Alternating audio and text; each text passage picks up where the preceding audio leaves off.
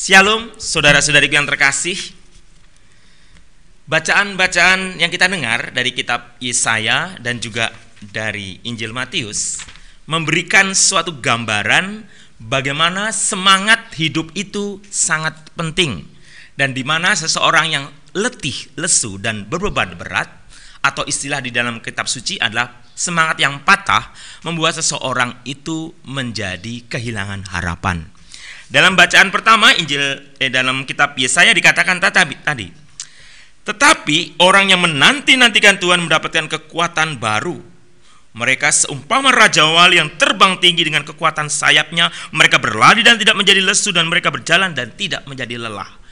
Mereka yang punya harapan di dalam Tuhan, bagaikan raja wali. Bagai raja wali melintasi gunung tinggi.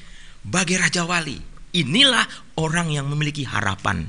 Dan pada saat seseorang tidak memiliki harapan, dia kehilangan semangatnya. Melakukan pekerjaan pun, hidup pun rasanya seperti tidak berarti.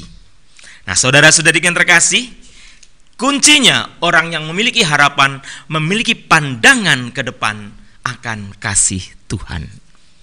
Tuhan yang selalu berkata, marilah kepadaku yang letih, lesu, dan berbeban berat. Aku akan memberikan kelegaan kepadamu.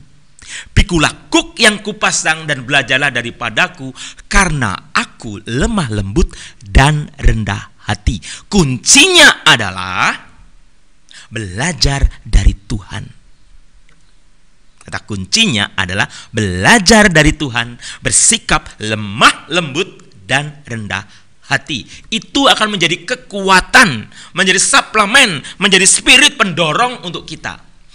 Pada saat kita mengalami beban hidup, saudara-saudari yang terkasih, kita mengalami beban hidup, problem kehidupan, apapun beban itu.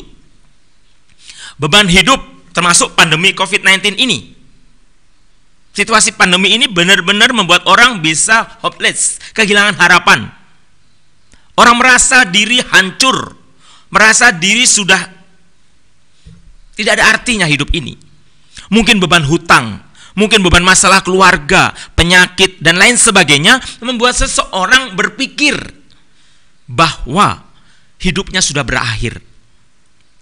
Dan dikatakan dalam kitab Nabi Yesaya tadi, mereka yang memiliki pandangan ke depan di dalam Tuhan memiliki harapan.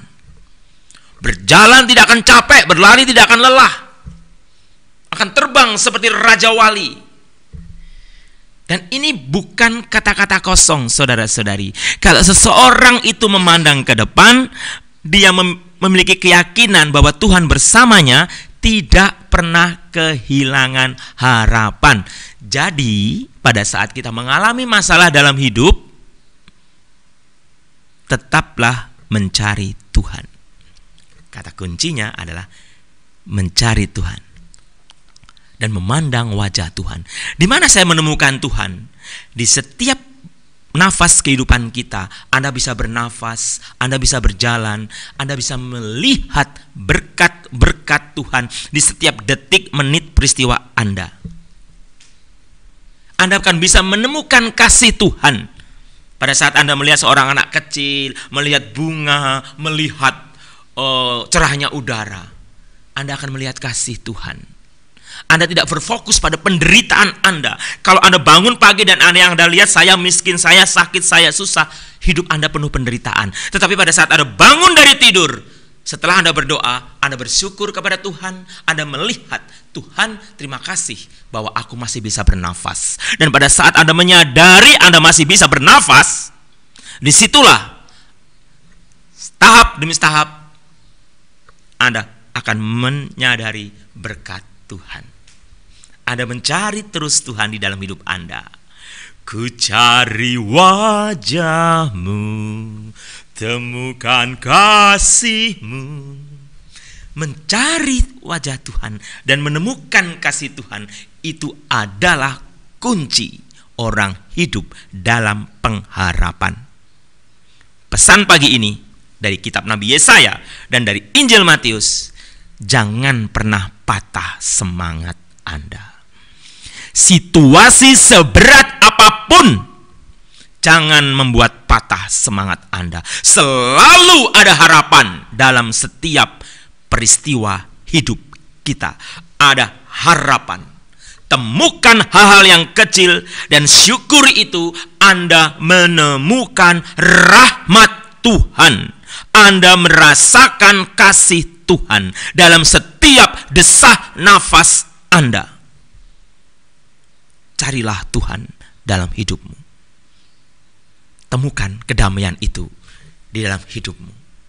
Sekali lagi, jangan mencari berkat, jangan mencari mujizat, tetapi jadilah berkat dan mujizat dari Tuhan untuk sesama Anda. Tuhan memberkati.